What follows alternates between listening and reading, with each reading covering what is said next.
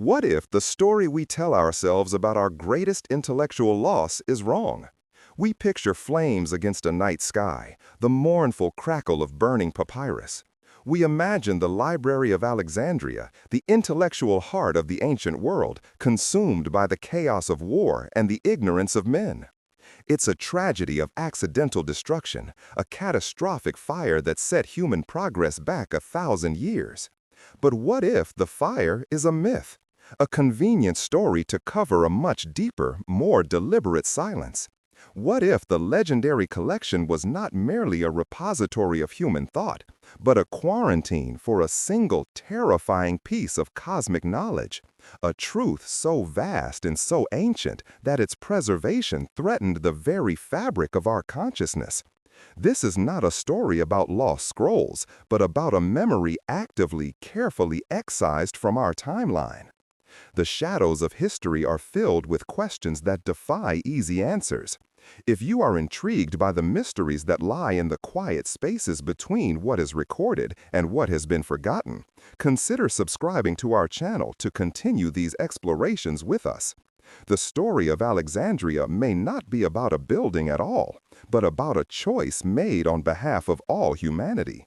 It's a scar on our collective memory whose edges still bleed a quiet, unnerving shadow, hinting that the greatest loss was not what we forgot, but the profound and terrifying reason we were made to forget it in the first place. The real story begins long before the first scroll was ever penned, in an age of ice and upheaval, when humanity was young and the earth itself was being reborn in violence. To understand this deliberate forgetting, we must travel back in time, far beyond the marble columns of ancient Greece or the sands of Egypt. Our journey begins 12,900 years ago, during a period of abrupt and violent climate shift known as the Younger Dryas. The world was a canvas of immense chaotic change. The last vestiges of the great ice sheets, giants that had held the planet in their grip for millennia, were groaning and collapsing into newly formed oceans. Their meltwater carved furious continent-spanning rivers through landscapes we would no longer recognize. The sky was a hazy, permanent veil of atmospheric dust from volcanic eruptions and the suspected impacts of cosmic debris, painting every sunset in bruised shades of violet, ochre, and unsettling gray. The planet itself was in a fever, reshaping itself with a power we can scarcely imagine. On the vast plains of a landmass that would one day be submerged beneath the waves, our ancestors watched this transformation with a new and unsettling clarity. These were small nomadic bands of hunter-gatherers, their lives dictated by the rhythm of the planet itself. Their universe was a tapestry of myth and survival, their history sung around flickering fires and painted onto the deep, silent walls of caves. Time for them was not a straight line marching toward progress. It was a cyclical river, measured in the turning of seasons, the migration of herds, and the passing of generations. Their knowledge was terrestrial, immediate, and deeply intimate. The feel of the wind before a storm, the precise track of a great beast in the mud, the secret properties of a healing herb. Their world was one of profound connection, but also profound innocence, unaware of the true scale of its own existence in the cosmos. Into this world, something arrives. It is not a vessel from the stars, nor a being of flesh and blood. It is an inheritance, a cognitive fossil left behind by a precursor intelligence that passed this way eons ago. In a geologically unique region, a vast crystalline cave system, buried deep within the earth, begins to resonate with a low subaudible frequency. The geometric patterns within the enormous crystals themselves are not random formations of nature. They are a visual representation of complex mathematical proofs, a language written in light and stone. The harmonic frequencies are not mere noise. They are a data stream encoding the fundamental laws of physics, the life cycle of stars, and a galactic history that stretches back billions of years. This cavern of whispers is the original living library, a silent repository of unthinkable knowledge. Early humans who stumbled upon this place did not and could not understand it, but they were changed by it. The resonant frequencies subtly altered their cognitive pathways. They began to see complex patterns in the chaos of the natural world, to map the precise movements of the heavens, to grasp concepts of geometry, astronomy, and abstract time that were far beyond their evolutionary station. This inherited knowledge began to spread, but it fractured and diluted as it was passed down through millennia. It was first interpreted as divine revelation, seeding the world's most foundational myths with an unnerving mathematical precision. Later, as great civilizations rose in Mesopotamia, the Indus Valley, and finally Egypt and Greece, these fragments were gathered, studied, and revered. The great thinkers of the ancient world believed they were discovering these truths for themselves, blind to the fact they were merely rediscovering the faint, fading echoes of an alien intellect. The story we tell ourselves is a simple one, a tragedy of fire and fortune. We see flames licking the night sky over the harbor of Alexandria, consuming the collective mind of the ancient world. In this narrative, the great library, a beacon of human intellect, is snuffed out in a single catastrophic blaze during Julius Caesar's civil war. It's a clean, dramatic event, a convenient villain in the form of chaotic warfare, and a clear moment of loss that we can point to as a turning point, a wound from which our progress has slowly recovered. This image is powerful, etched into our cultural memory as the ultimate symbol of knowledge lost to ignorance. It's a story that comforts us with its simplicity, explaining away the long, dark centuries that followed with the crackle of burning papyrus. But history is rarely so neat, and its deepest wounds are seldom so loud. The truth is far murkier, more like a slow, creeping sickness than a sudden, violent death.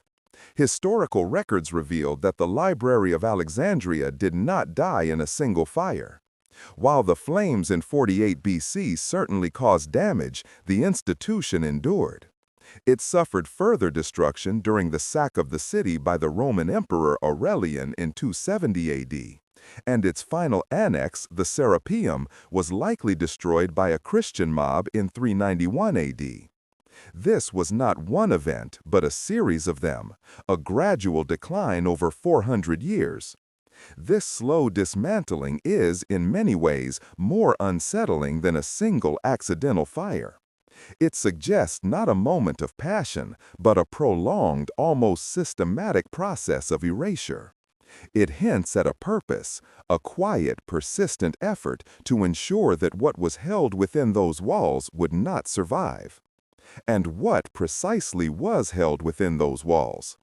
We mourn the loss of forgotten plays by Sophocles, lost histories by Berosus, and the complete works of countless poets and philosophers.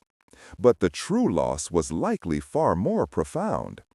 We lost the astronomical calculations of Aristarchus of Samos, who proposed a heliocentric model of the solar system 17 centuries before Copernicus. We lost the world maps of Eratosthenes, who had calculated the circumference of the Earth with astonishing accuracy. We lost treatises on mechanics, biology, and mathematics that may have contained principles we only rediscovered in the Renaissance or even the modern era. The absence of this knowledge is not just a gap in our archives. It feels like a ghost limb of our civilization, a phantom of a future that should have arrived 1,000 years earlier. But perhaps the greater mystery is not how the library ended, but how it began. The sheer concentration of knowledge in one place at that specific time is itself an anomaly. The Ptolemaic dynasty, successors to Alexander the Great, funneled immense resources into creating this intellectual gravity well, compelling ships to surrender any books they carried for copying. The official story is one of royal patronage and a love of learning. But what if it was something more?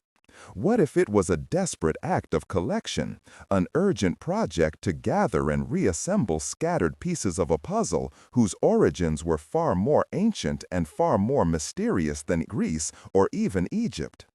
The library may not have been a project of creation, but one of recovery, a frantic attempt to understand a legacy of knowledge that was already fading from the world. This knowledge was not born in the minds of the Greek philosophers who walked its halls. It was older, with roots stretching back into the fertile crescent of Mesopotamia, the river valleys of the Indus, and the monolithic culture of pharaonic Egypt. The scholars of Alexandria were not just thinkers, they were archivists, traveling the known world to gather scrolls, tablets, and oral traditions. They were chasing whispers, faint echoes of a much older and more coherent system of understanding the cosmos. They documented star charts from Sumerian priests, geometric principles from Egyptian builders, and medical knowledge from Ayurvedic texts. It was as if they sensed they were living in the twilight of a great forgetting, and the library was their last best effort to gather the dying embers of a fire that had been lit long before their time. When we examine the fragments of knowledge that survived the library's slow decay, we find unsettling outliers. Consider the Antikythera mechanism, a complex astronomical computer discovered in a Roman-era shipwreck. Its intricate system of bronze gears, predicting celestial movements with a precision not seen again for over a millennium, seems like a ghost from the future found in the past. It has no clear technological lineage. No simpler devices have been found that would show its evolutionary development. The same is true for the atomic theory of Democritus or the steam engine of Hero. These are islands of impossible insight in a sea of comparatively simple technology. They are not just ahead of their time, they feel as if they belong to a different timeline altogether, remnants of a science that was not discovered but inherited. We hold knowledge as an unequivocal good, the engine of progress and the light against the darkness of ignorance. We assume that every discovery, every new layer of understanding brings us closer to a better future. But is this necessarily true? Could a piece of knowledge exist that is not a tool but a burden? Could a truth be so immense, so indifferent to human aspiration, and so final in its implications that it would not empower a civilization but paralyze it? Imagine a truth that reveals not our potential, but our limits. A blueprint of the cosmos that shows our own chapter to be terrifyingly short and predetermined. What would the guardians of such knowledge do? Would they share it, knowing it would extinguish the very hope that fuels human endeavor? This question shifts our perspective entirely. It reframes the Library of Alexandria not as a beacon, but as a vault. It recasts its librarians not as scholars, but wardens.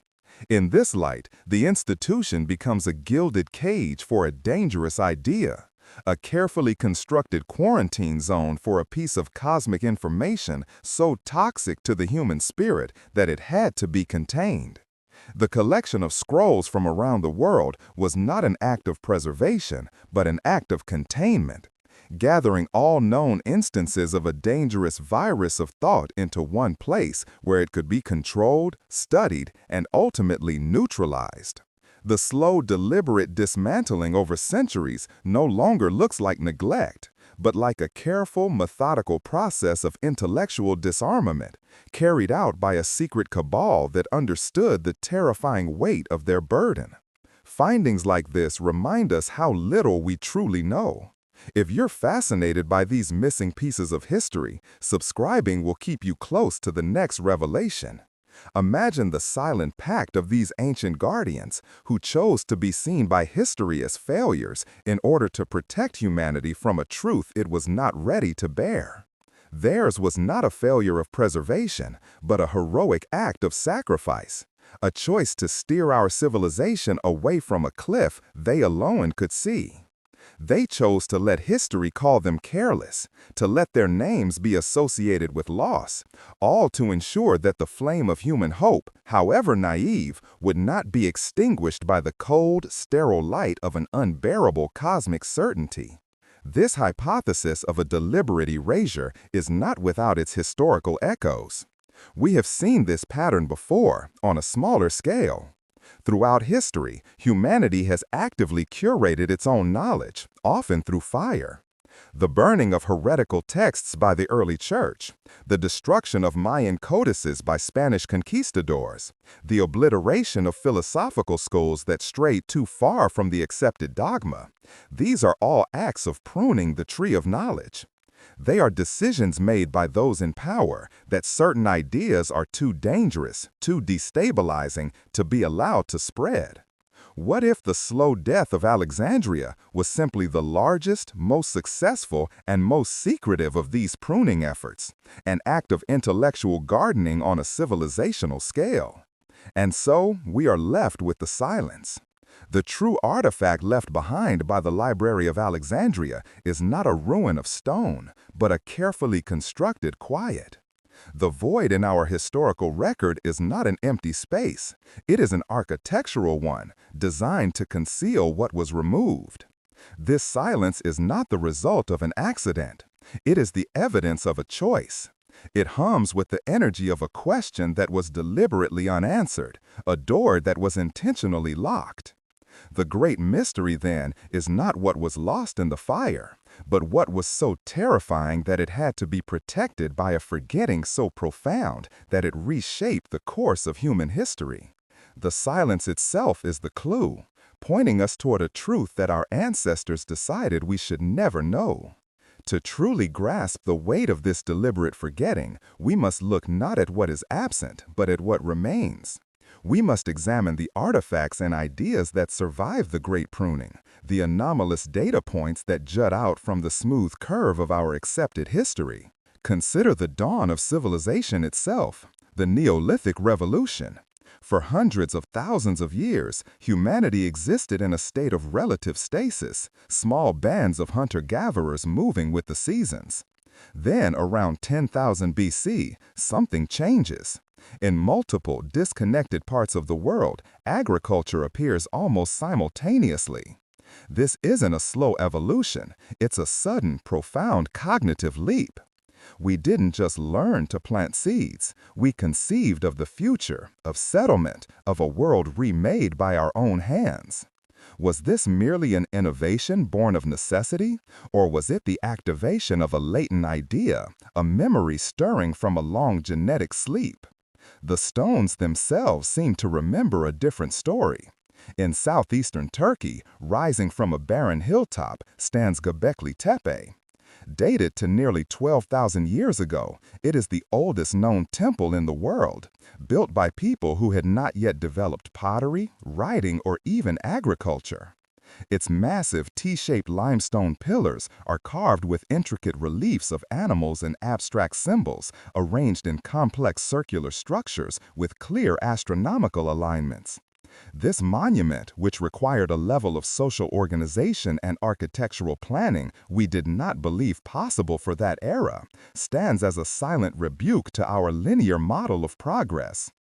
It suggests that a deep, abstract, and celestial knowledge came first, long before the practicalities of settled life. What were these hunter-gatherers observing with such dedication, and from whom did they learn the geometry to build their silent stone observatories? This architectural whisper is not an isolated one. Across the globe, from the Karnak stones in France to the megalithic circles of Britain and the submerged structures off the coast of Japan, we find a shared language of monumental construction. These sites often share common traits: precise astronomical alignments, sophisticated mathematical principles embedded in their design, and an immense scale that defies the supposed technological limits of their creators. It feels less like independent invention and more like the scattered fragments of a single global project, a shared blueprint that was passed down through a forgotten age.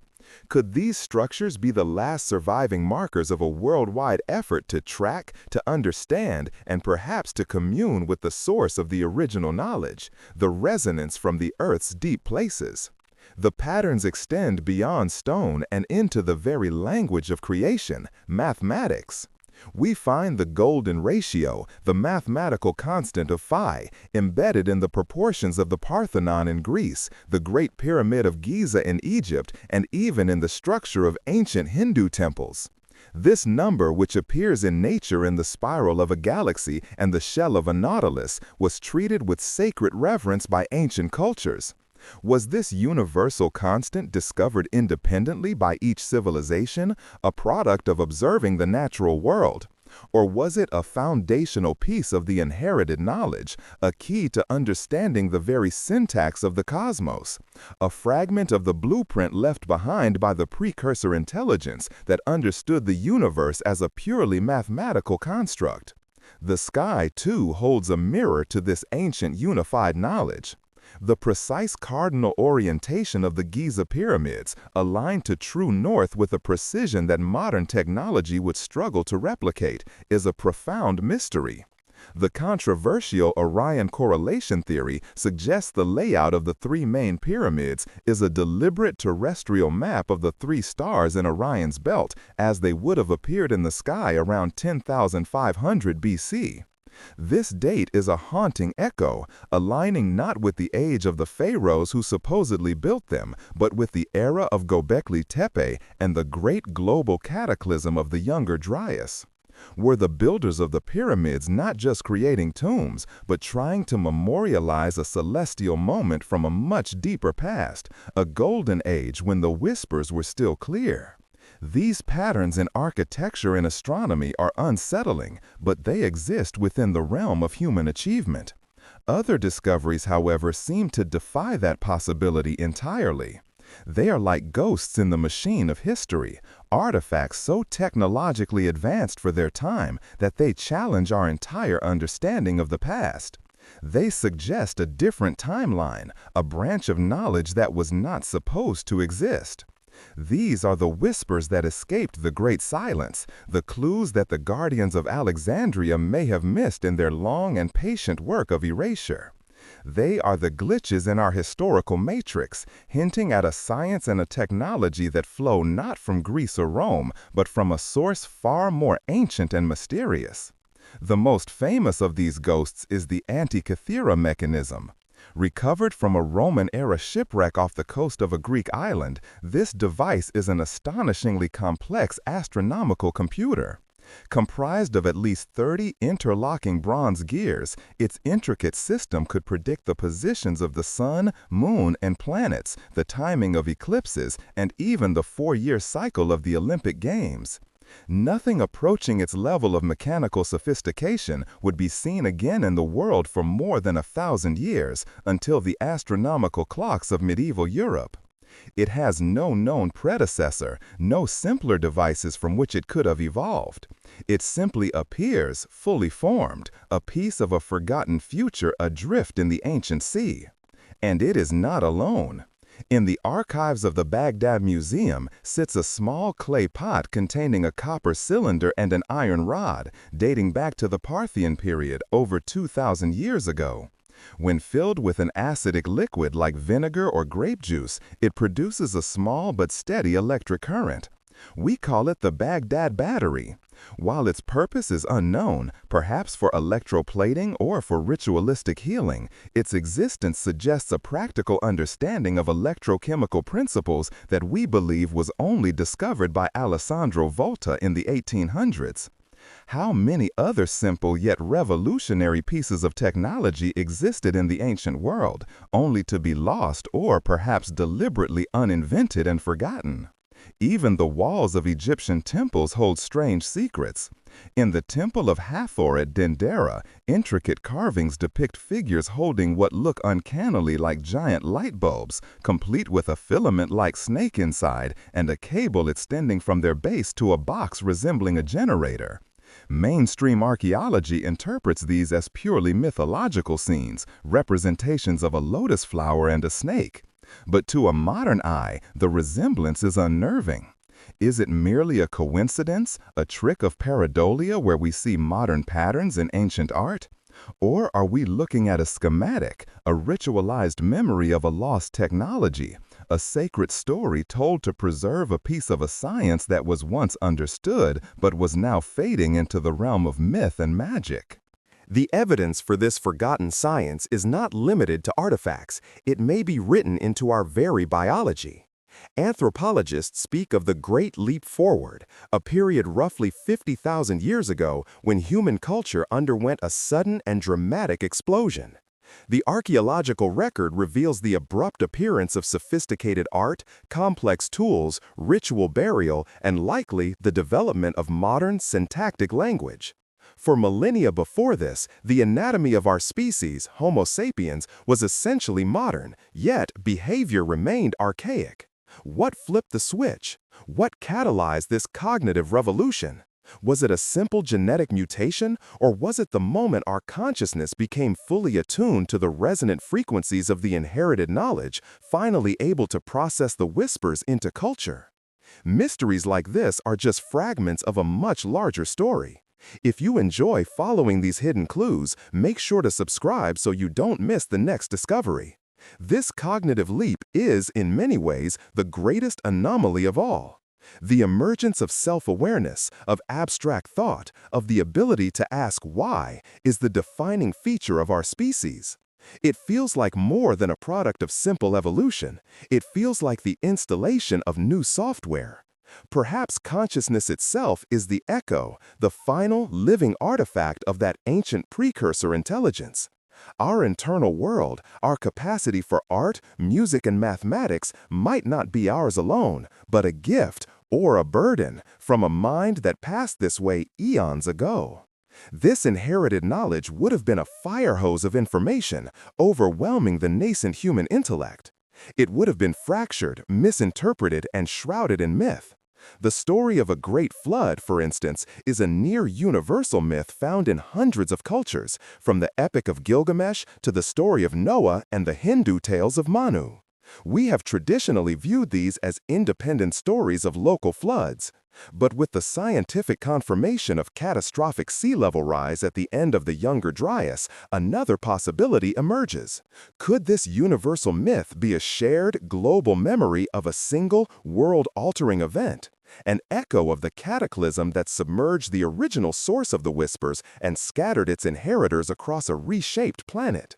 The same can be said for the universal archetypes of gods descending from the heavens to bestow knowledge upon humanity. From Prometheus stealing fire from mortals in Greek myth to the Apkallu of Mesopotamia who taught arts and sciences to mankind, the theme is consistent. A powerful, non-human intelligence provides the keys to civilization. We dismiss these as simple creation myths, primitive attempts to explain the world.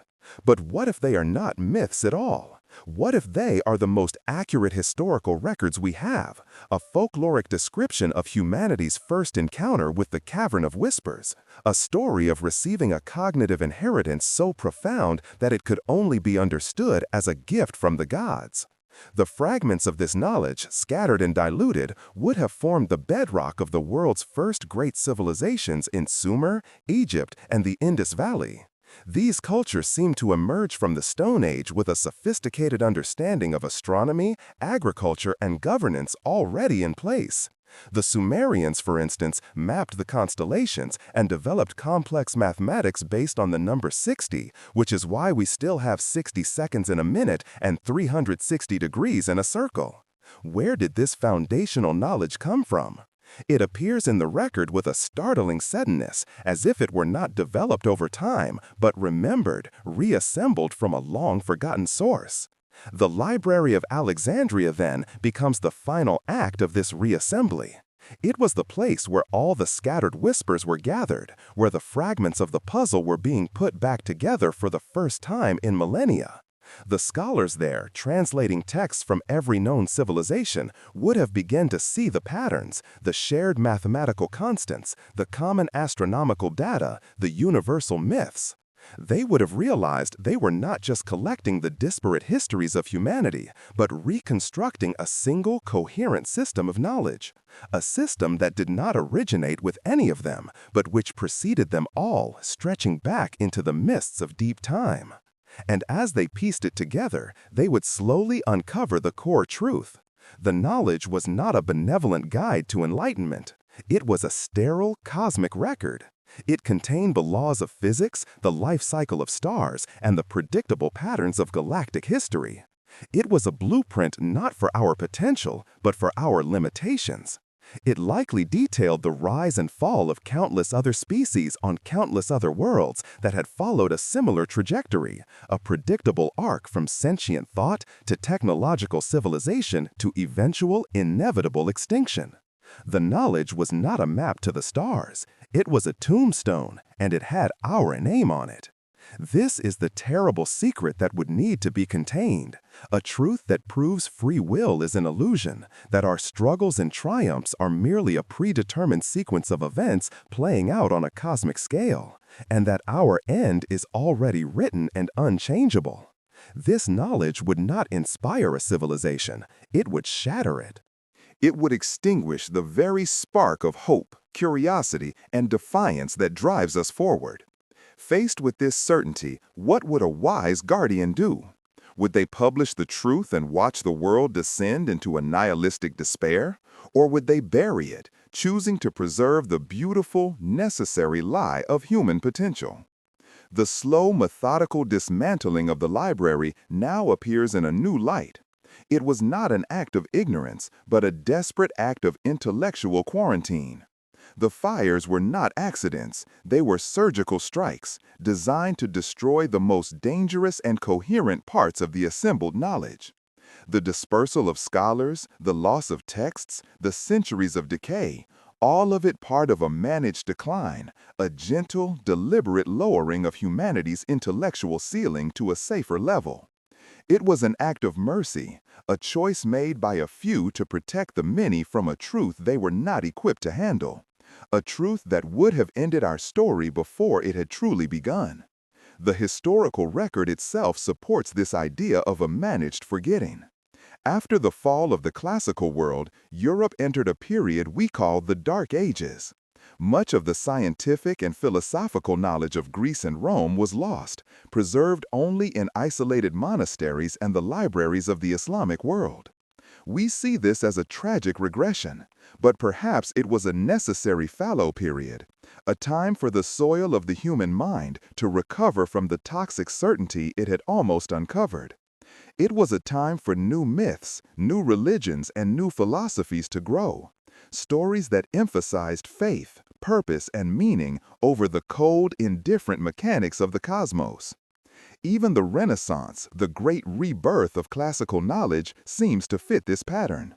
When the lost texts of Aristotle, Ptolemy, and Euclid were reintroduced to Europe, they spurred an unprecedented wave of innovation. But what if the knowledge that was recovered was a carefully curated version? What if the most dangerous elements, the core of the cosmic blueprint, had been successfully scrubbed from the record, leaving behind only the practical and inspirational parts, the geometry, the logic, the astronomy, while the terrifying conclusion had been carefully excised? We celebrated the rediscovery of our past, never realizing we were being handed a censored version of our own history. We can see the faint scars of this excision in the work of the great thinkers who followed.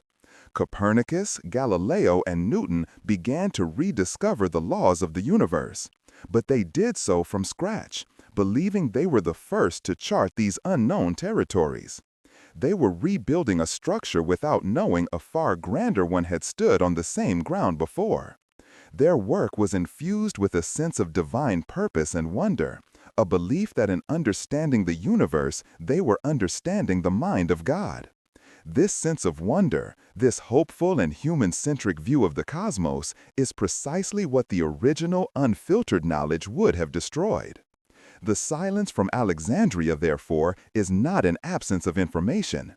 It is a carefully engineered signal in itself. It is a monument to a choice. The gaps in our history, the technological leaps that defy explanation, the universal myths that echo across cultures, these are the breadcrumbs left behind, pointing toward a vast hidden narrative. They tell the story of our ancestors who stood at the precipice of a terrible enlightenment and chose to turn back into the shadows. to trade cosmic certainty for human freedom. They chose to let us live in a world of mystery and possibility rather than a universe of cold, hard fact. And so we are left to wander in this beautiful, curated garden of ignorance, forever trying to solve a puzzle from which the most important pieces have been deliberately removed. We look to the stars with hope, we build our philosophies on the idea of progress, and we live as if our future is unwritten. This may be an illusion, a comforting story we tell ourselves in a silence crafted for our own protection. The greatest legacy of the Library of Alexandria is not a lost collection of scrolls, but the profound and unanswered question that hums beneath the surface of our reality. By forgetting our fate, did we truly escape it, or are we simply walking toward the same cliff, but now with our eyes closed? To understand this deliberate forgetting, we must learn to see history not as a finished text, but as a palimpsest, an ancient manuscript where the original words were scraped away to make room for a new story. Most of the time, the new writing holds our attention. But if you look closely, in the quiet spaces between the lines, you can still see the faint, ghostly impressions of the words that came before. Historical anomalies are these ghostly impressions. They are the glitches in our accepted narrative, the stubborn artifacts and ideas that refuse to fit the new story. They are not mistakes in the record. They are echoes of the truth that was erased, whispers from a past our ancestors tried so desperately to bury, reminding us that the story we know is not the only one. Consider the Antikythera mechanism. To call it an anomaly is an understatement. It is like finding a finely tuned pocket watch resting on the fossilized remains of a dinosaur. Its intricate system of bronze gears, predicting celestial movements with a precision that would not be seen again for 1,500 years, does not belong to its kind. It has no technological parents, no simpler ancestors from which it evolved. It is an orphan of a lost science. This device is more than just a piece of advanced engineering. It is a fragment of a completely different timeline, a testament to a branch of knowledge that was not just lost, but seemingly pruned from the tree of our development, leaving this one impossible fruit behind. In a similar vein, we have the Baghdad battery. A simple clay pot, a copper cylinder, an iron rod. Humble components that, when combined with a weak acid, produce an electric current. It is a quiet object, making no grand claims. Yet its existence in Parthian Mesopotamia over 2 millennia ago is a profound whisper of a forgotten physics. It is like finding a single perfectly composed sentence about quantum mechanics in an ancient book of fables. Its purpose may have been mundane, perhaps for electroplating jewelry or for ritualistic healing, but its principle is revolutionary. It suggests that the fundamental forces of the universe were not discovered in the Age of Enlightenment, but were merely rediscovered, their practical secrets having long since faded into obscurity. We see this fading from science into myth captured on the walls of the Temple of Hathor at Dendera. There, intricate carvings depict figures holding what modern eyes can only interpret as giant light bulbs, complete with filaments and cables. Egyptologists explain them as mythological symbols, the lotus flower giving birth to a snake. And perhaps they are. But metaphor is often the last refuge of a forgotten fact. It is how a culture preserves the memory of something it no longer understands. Are we looking at a religious scene, or are we seeing a schematic diagram that has lost its technical labels, a sacred blueprint of a technology that was once a tool, then became a miracle, and finally, a god? The greatest anomaly, however, may not be an object, but a moment. The Great Leap Forward, some 50,000 years ago, marks a sudden explosive flowering of human cognition. For hundreds of thousands of years before this, our ancestors were anatomically modern, yet their tools and culture remained largely static. Then, in a geological blink of an eye, came complex language, symbolic art, sophisticated tools, and spiritual ritual. It was as if a switch was thrown in the human mind. This event is less like a slow, gradual dawn and more like a sudden system-wide software update, installing a new operating system onto existing hardware. Was this just a lucky mutation, or was it the moment our consciousness finally achieved the bandwidth to download the whispers from the earth? The stones of Göbekli Tepe in modern-day Turkey cry out with this same sense of impossible precocity. Built nearly 12,000 years ago by people we classify as simple hunter-gatherers, it is a complex of massive T-shaped limestone pillars, intricately carved and arranged in celestial alignments. This is not a simple shelter. It is a cathedral of thought, a celestial observatory built before the invention of pottery, writing, or even agriculture. It is like discovering the finished score of a grand symphony in the nursery of a newborn child. It inverts our entire model of progress, suggesting that the abstract, philosophical, and astronomical questions came first, and the practicalities of civilization followed in their wake, born from a knowledge that should not have existed. This sense of a shared ancient source echoes in our most universal myths. The story of a world-destroying flood, for instance, is not unique to any one culture. It appears with hauntingly similar details in the records of ancient Sumer, in the lore of indigenous American tribes, in the Hindu Puranas, and in the Hebrew Bible.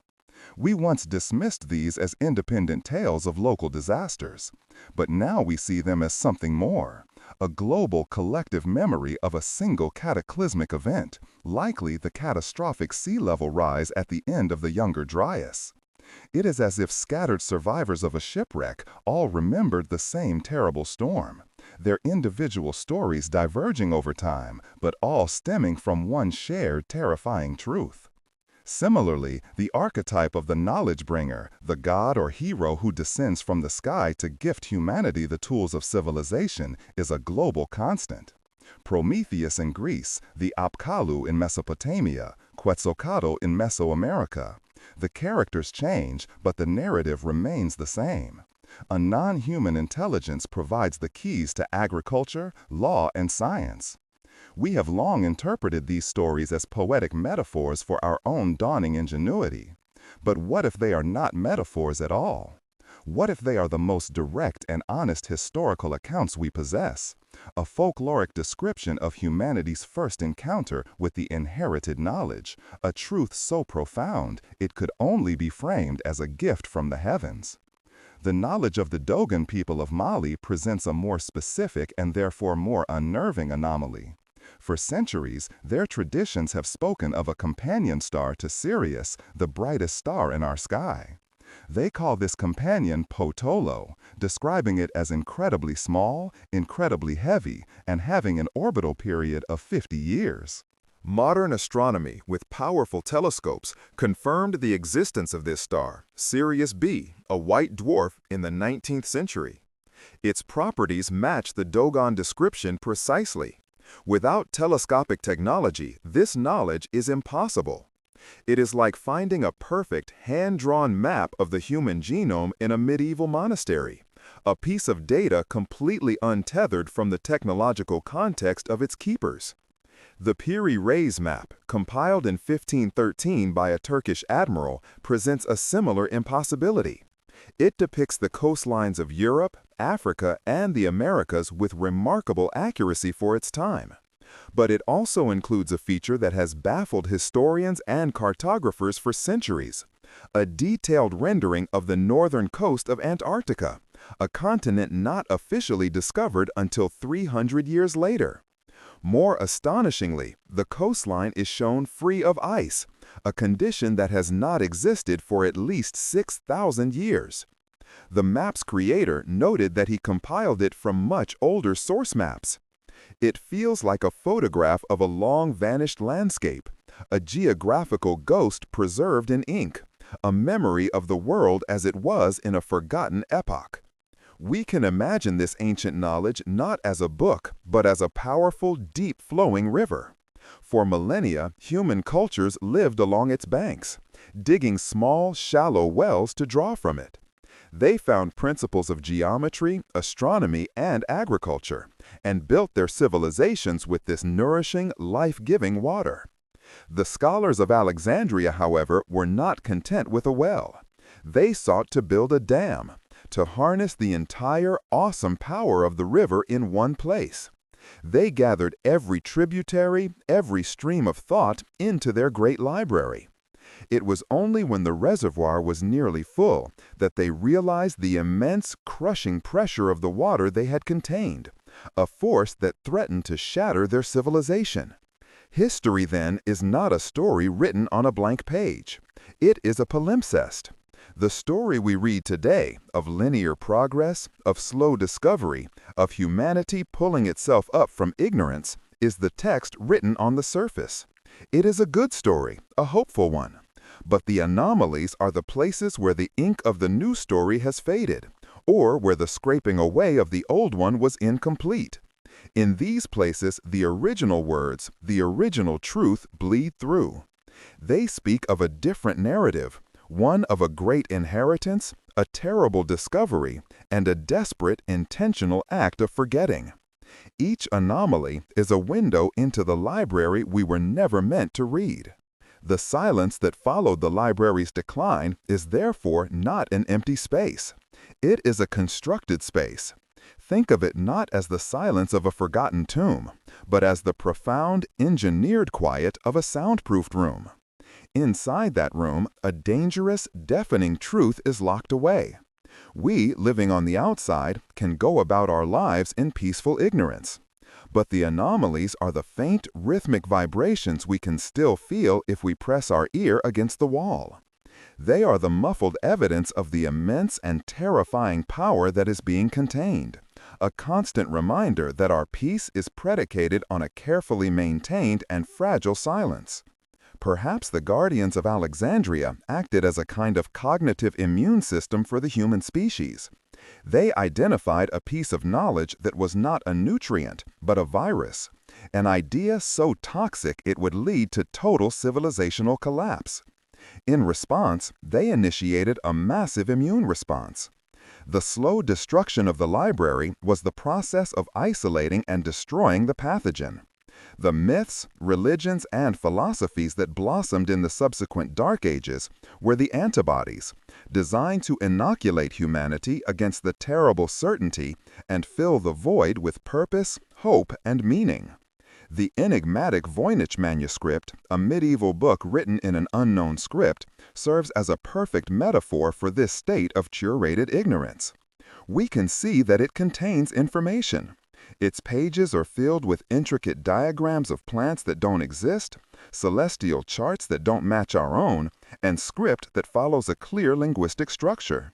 Yet it is utterly incomprehensible. It is a body of knowledge that has been perfectly preserved but rendered completely inaccessible. It is a locked file whose encryption key has been thrown away. It taunts us with the promise of understanding, a perfect symbol of a knowledge that exists but which we are no longer permitted to access. Imagine the original, unified knowledge as a perfect, colossal mirror, reflecting the true nature of the cosmos. The cataclysms of the Younger Dryas, the Great Forgetting, shattered this mirror into countless pieces. Over the millennia, nascent civilizations in Egypt, in Mesopotamia, in the Indus Valley, each found a single gleaming shard. They were mesmerized by its brilliance, and each believed their small fragment was the complete reflection. They built their entire worldview around it. The great project of the Library of Alexandria was the first attempt to gather all the known shards, to piece them back together and see for the first time in ages the full, terrifying image that the original mirror once held.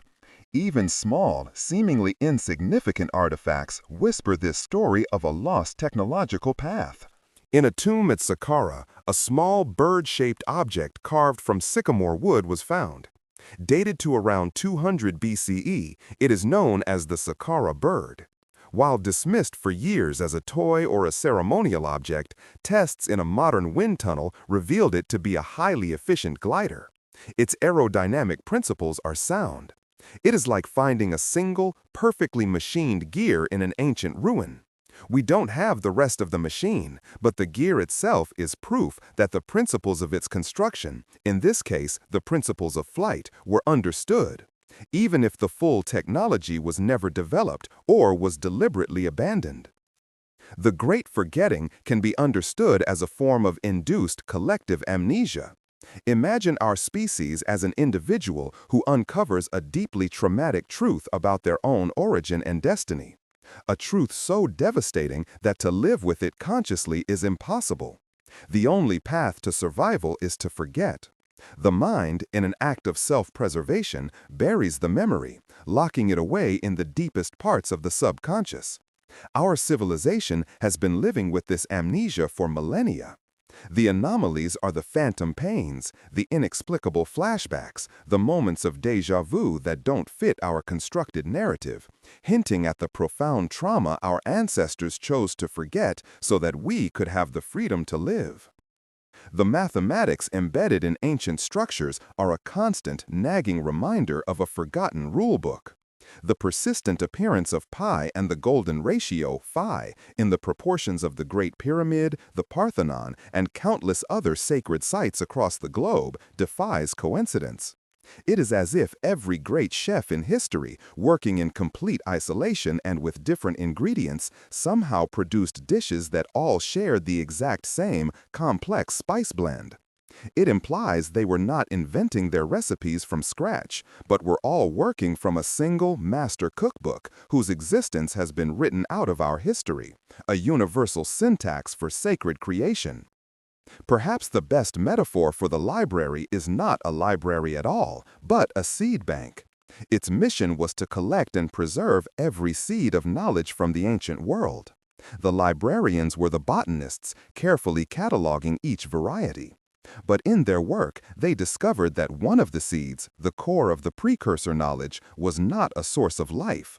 It was an invasive, predatory species, a cognitive poison designed to sterilize the entire garden of human thought.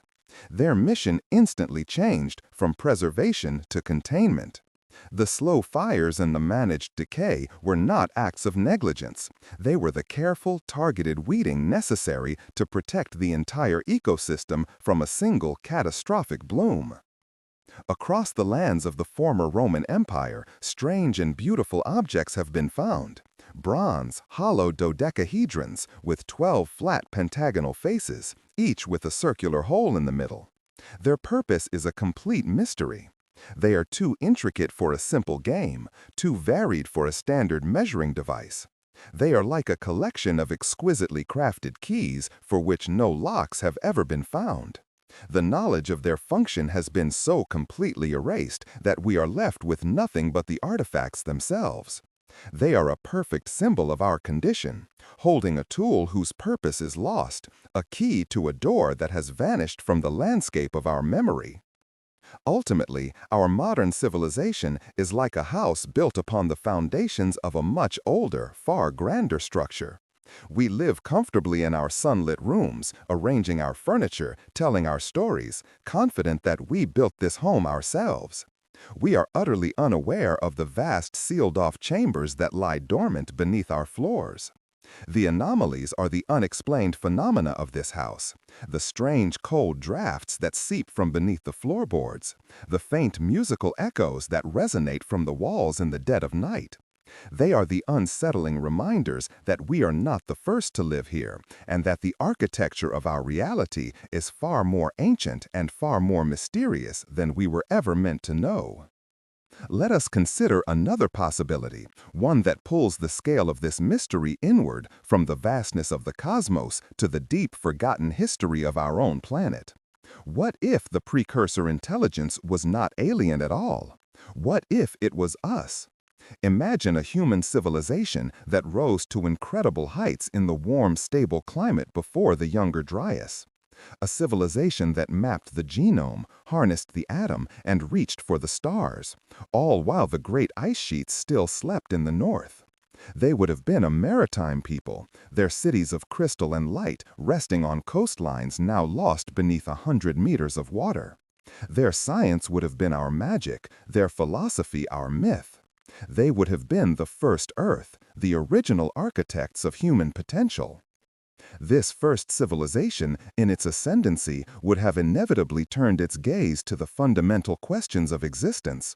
With technologies far beyond our own, they may have been the ones to first discover the cosmic blueprint, the deterministic pattern of life and extinction woven into the fabric of the universe.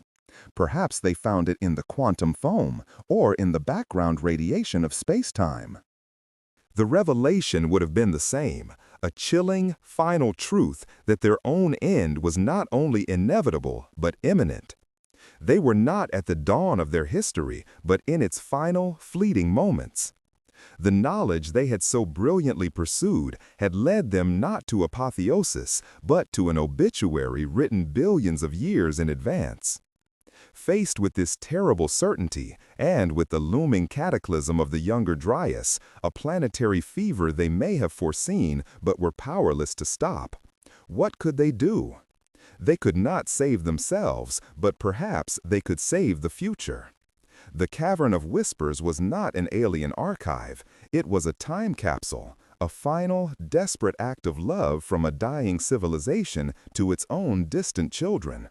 They encoded their knowledge not as a gift, but as a warning. They condensed the terrible truth into a form that could survive the crushing of mountains and the boiling of seas.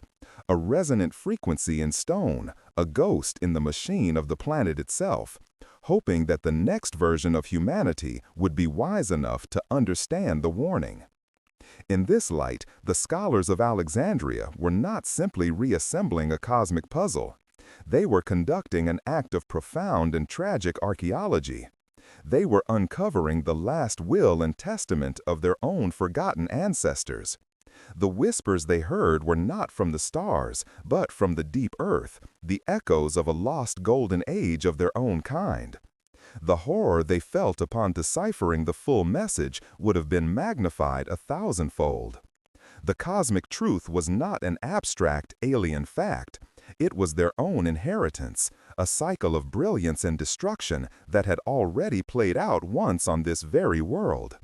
They realized they were not the first, they were simply the next in a repeating pattern of human tragedy. The decision to erase the knowledge, then, becomes an act of breaking a family curse. The guardians of the library were not just protecting humanity from a philosophical truth. They were trying to steer their civilization off a path that their own ancestors had already walked to its bitter end. The Great Forgetting was an attempt to give humanity a second chance, to see if, by starting from a state of innocence, a different outcome could be achieved. They buried the history of the first Earth so deeply that it became myth and legend. The stories of Atlantis, of Mu, of a time when gods walked the earth. They traded a known tragic history for an unknown hopeful future, a gamble on the soul of their species. This hypothesis casts a different kind of shadow over our existence. The submerged ruins off the coasts of Japan and India, the impossible engineering of Göbekli Tepe, they cease to be mere anomalies and become memorial stones for a lost branch of our own family. They are the faint scars of a world that existed before ours, a reminder that our civilization is not built on virgin ground, but on the graveyard of a previous iteration. Our progress is not a straight line forward, but a spiral, circling a central forgotten trauma. We are forever haunted by the ghosts of who we once were, and the terrible knowledge that led to their fall still sleeps, waiting to be rediscovered in the planetary memory. And what does this mean for the signal detected beneath the Antarctic ice? If the cavern is a human artifact, the change in its broadcast is even more profound. It is not an alien archive updating its records. It is a planetary warning system, designed by the first humans, finally acknowledging the actions of the second. The new chapter is not a detached observation. It is a message of hope, or perhaps a final, desperate question from the past. By choosing to forget, have we finally broken the cycle? The silence from the deep earth becomes a held breath, an ancient consciousness of our own making, waiting to see if its children will finally choose a different path or repeat the same magnificent, tragic mistake. Let us now turn our gaze outward again and consider a different kind of intervention. What if the precursor intelligence was not gone, but was merely watching from a vast and patient distance? Perhaps the universe is not an empty, indifferent place, but a managed ecosystem, a garden tended by intelligences so ancient that they operate on geological or even cosmic timescales. In this scenario, the Cavern of Whispers is not a tombstone, but a seed, planted on a promising world. It is a developmental tool, a standard galactic primer containing all the fundamental knowledge necessary for a young species to bootstrap itself to civilization. A dangerous but efficient method of cultivating intelligence across the cosmos. These galactic gardeners would understand the profound danger of the seed's final chapters. The knowledge of cosmic determinism is a necessary part of the primer, a final exam for any species that reaches maturity. Most species, upon discovering this truth, fail the test. They succumb to nihilism, their development stalls, and they quietly fade away, their planet becoming fertile ground for the next experiment. It is a cosmic filter, but not a malicious one. It is simply a test of a species' spiritual and philosophical resilience. The gardeners do not intervene directly, for the test's value is in the choice it forces. They simply plant the seed, and they watch, and they wait for millennia. But in the case of humanity, something unprecedented happened. As the scholars in Alexandria pieced together the final, terrible truth, a small, secret cabal did something no other species in the gardener's long nursery had ever done. They refused to read the last page. They looked at the sterile, perfect logic of the cosmic blueprint and made an illogical, emotional choice. They chose to protect the beautiful lie of hope over the ugly truth of certainty. They chose to burn their own library, to blind their own species, to perform an act of intellectual self-mutilation in a desperate gamble to find another way. They chose the chaos of free will over the order of predestination. This act of defiance would have sent a shockwave through the silent, patient network of the gardeners. For the first time, a species had failed the test in a way that was actually a success. They had not succumbed to the knowledge. They had rejected it. This would have been a new variable in the cosmic equation, a moment of true novelty in a universe predicated on repeating cycles. Perhaps, for the first time, the gardeners decided to bend their own rules of non-intervention. They did not appear in the skies or announce their presence. Their help was far more subtle, a gentle nudge on the scales of history, ensuring the great forgetting was successful and complete. Could this be the explanation for the strange luck that preserved certain texts while others vanished? Perhaps the quiet monks in isolated monasteries, diligently copying the works of Aristotle while the rest of Europe fell into darkness, were guided by a subtle, unseen hand.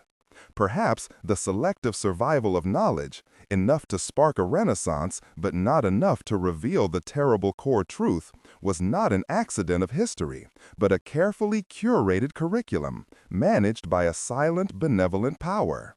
The gardeners were not giving us the answers, but they were ensuring we kept asking the right kinds of questions. Questions about art, meaning, and purpose, rather than the final, soul-crushing question of our ultimate fate. This hypothesis reframes our existence as a unique and protected experiment. We are not alone in the cosmos, but our guardians are silent, respecting the choice we made. They have granted us this reservation of ignorance, this bubble of hope in an otherwise deterministic universe, and are watching with profound interest to see what we will build within it. Our art, our music, our religions, they become more than just human creations. They are our answer to the gardener's test, our defiant statement that a meaningful journey is more valuable than a known destination. We are the universe's wild card, the species that chose to write its own story, even if it ends in the same place. The new signal from the Antarctic anomaly, in this context, becomes a message from our silent benefactors. The change in the broadcast is not an update to the archive, but a graduation announcement. The final chapter added is not about our fate, but about our choice. It is the gardener's acknowledgement, broadcast across the galaxy, of the species that found a new way to pass the test, by refusing to take it. We are no longer just an experiment. We have become a lesson. Our story, the story of the great forgetting, is now part of the primer, a new possibility offered to the next young species that stumbles upon a similar seed on a distant world. Let us now refine our understanding of the threat itself. Perhaps the cosmic filter is not an external event, like an asteroid impact or a gamma-ray burst, nor is it a simple, passive record. What is the knowledge itself is the filter. Imagine it as a cognitive pathogen, a self. This revelation changes everything. The story we tell ourselves about our past is not a clumsy, stumbling ascent from ignorance to enlightenment. It is the story of a heroic, desperate escape from a truth so absolute it would have ended us. The destruction of the Library of Alexandria was not our greatest tragedy. It was our most profound and courageous act of rebellion. It was a conscious choice to embrace the chaos of the unknown over the sterile order of a pre-written fate. We are not the children of a civilization that failed to preserve its knowledge. We are the inheritors of a civilization that chose to preserve its soul, sacrificing its mind to save its heart, and in doing so, becoming something entirely new in the cosmos. We are forced then to reconsider the very nature of knowledge itself. We have always pursued it as an unequivocal good, the ultimate light against the darkness. But this story suggests a more nuanced and perhaps more terrifying reality. It suggests that some truths are not liberating. Some truths are cages, their bars forged from the cold, unbreakable logic of the universe. The guardians of Alexandria, in their final desperate act, taught us a lesson that we have yet to relearn. That true wisdom lies not in the accumulation of all possible facts, but in the careful, compassionate discernment of which truths allow life, hope, and meaning to flourish. They understood that a universe stripped of all mystery is a universe stripped of all possibility. In this new light, our most human creations, our art, our music, our sprawling mythologies and philosophies are transformed. We have often viewed them as flawed, primitive attempts to understand a universe that science would one day fully and finally explain. But they are not failed science. They are the successful, defiant, and beautiful answer to a science we chose to reject. They are the rich and varied ecosystems of meaning that we cultivated in the fertile void left by our chosen amnesia. Each painting, each symphony, each prayer is a testament to our ancestors' gamble, a declaration that a meaningful journey into the unknown is infinitely preferable to a meaningless existence with a known and final destination. The idea of progress as a straight upward marching line is shattered. Our history is not an arrow shot toward a target. It is a conscious and radical deviation from a preordained trajectory. Imagine our species on a vast, perfectly engineered superhighway, every mile marker and exit predetermined, leading to a known, inescapable cliff. Our ancestors, seeing the final destination ahead, made an impossible choice. They wrenched the wheel, crashing through the guardrails and into the unmapped wilderness. Every war, every discovery, every moment of joy and sorrow since has been part of that wild, uncertain journey. Progress for us is not about how far we travel, but about how long we can continue to forge our own path through the untamed lands of a future we claimed as our own. The new chapter added to the cosmic archive casts us in a role we never imagined for ourselves. We are unique. In a galaxy filled with the ghosts of civilizations that followed the blueprint to their predictable end, we may be the first to have looked at the final page and refused to read it. This idea is a burden of immense cosmic loneliness, but it is also a source of profound strength. We are not just another fleeting data point in a sterile galactic record. We are an anomaly, a source of true novelty in a universe that was supposed to be a closed system. We are the species that broke the pattern, that introduced the illogical, emotional variable of hope into the grand, cold equation of existence. This great forgetting would not have been a clean and perfect surgery. It would have left scars, phantom limbs of memory that still ache in our collective consciousness. The persistent, universal myths of a lost golden age, of Atlantis, Lemuria, or Hyperborea, cease to be mere fantasies. They become the fragmented, dreamlike memories of a time when we stood at the precipice of that terrible enlightenment. Our deepest archetypes, the stories we tell ourselves over and over about fall and redemption, about knowledge and its price, may be the faint cultural echoes of the singular truth our ancestors fought so hard to bury, a trauma that still whispers in the quietest chambers of the human heart. This perspective recasts our entire modern experience. Our constant search for meaning, our political struggles, our existential anxieties about the future, they are no longer symptoms of a flawed or immature species. They are the necessary, chaotic, and beautiful consequences of true freedom. The price of an unwritten destiny is the perpetual burden of uncertainty, a weight our ancestors willingly placed upon our shoulders so that we might have a chance to write a different ending. Our struggles are not a sign that we are lost. They are the proof that we are free, navigating a world of infinite possibility that was purchased for us at an unimaginable cost. We live and strive and suffer inside the greatest gift we were ever given. The signal from the deep, the updated broadcast from the cavern of whispers, is therefore not just a piece of data. It is a mirror held up to our species from the depths of geological time. It is the planet itself, or the ancient precursor intelligence, finally acknowledging our choice. It is a confirmation that our desperate act of forgetting was not a fleeting, insignificant moment of madness, but an event of such cosmic importance that it warranted a new entry in the history of the universe. We are not just living our story, the story of our choice, is now being told to the stars, a new possibility offered to any other nascent intelligence that finds itself on the brink of the same terrible certainty. This forces us to ask a deeper question about the nature of our own consciousness. Is it merely a complex biological machine for processing sensory data and ensuring survival? Or is it something more, the one variable in the universe not accounted for in the cold equations of the cosmic blueprint?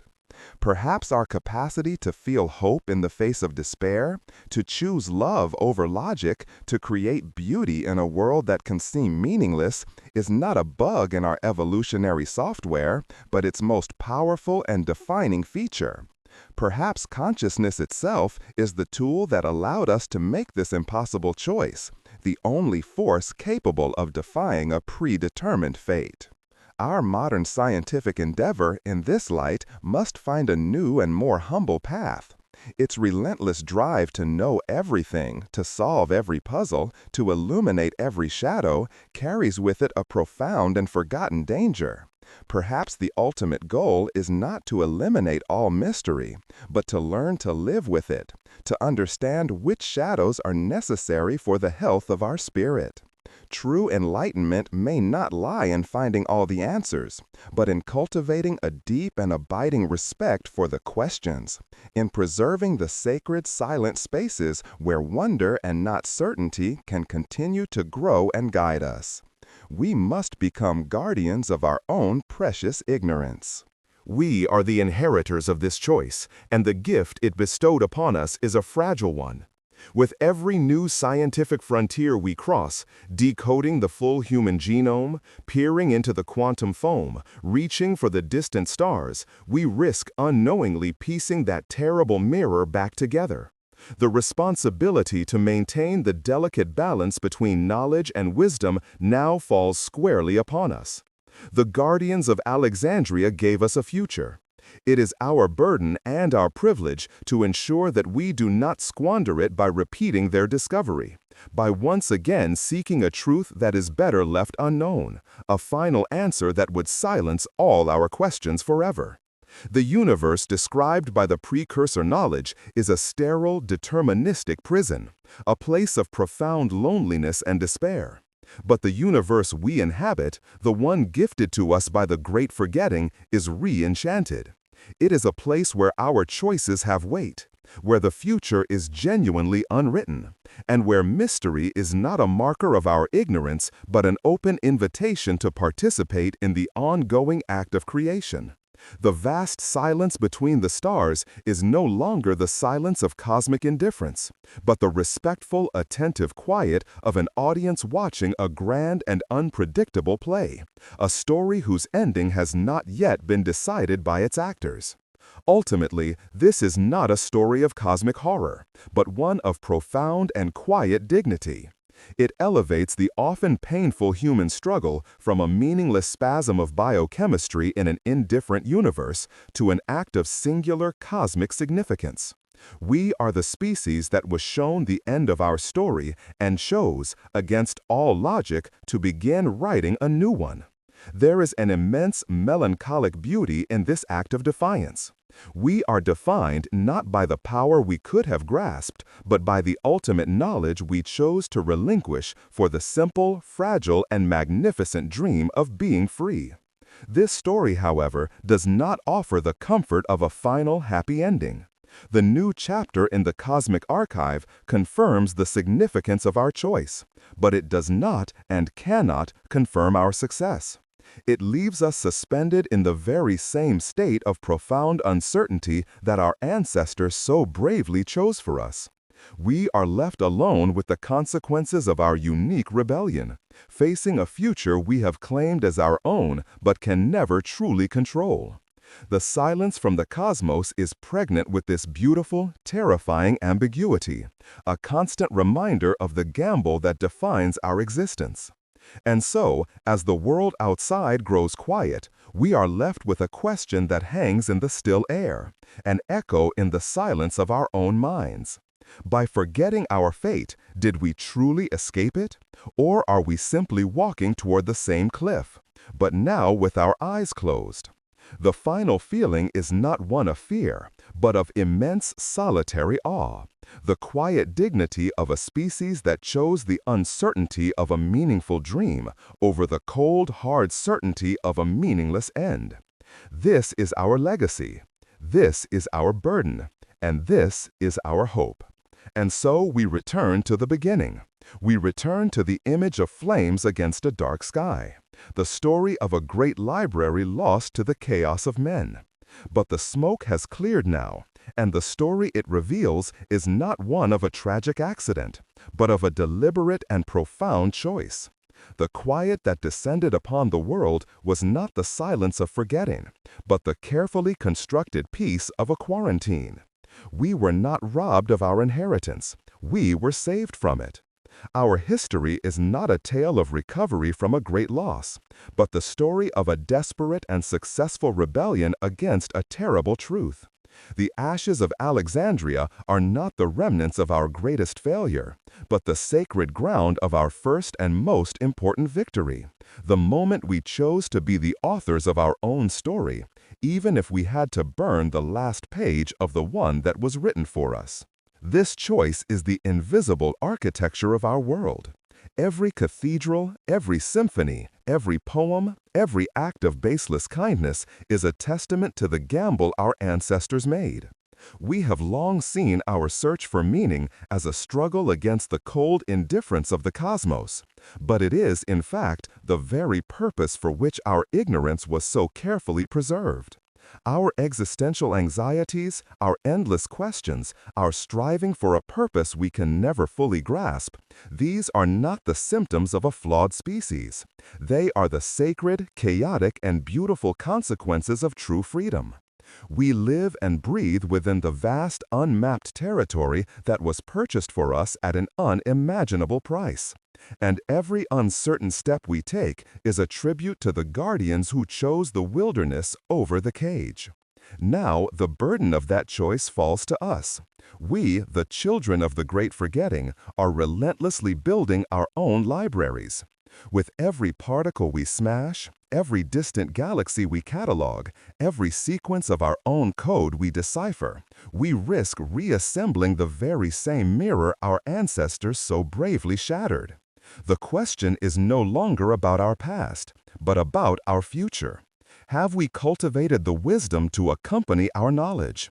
Do we understand, as they did, that some truths do not set you free, but instead build the walls of a perfect and inescapable prison?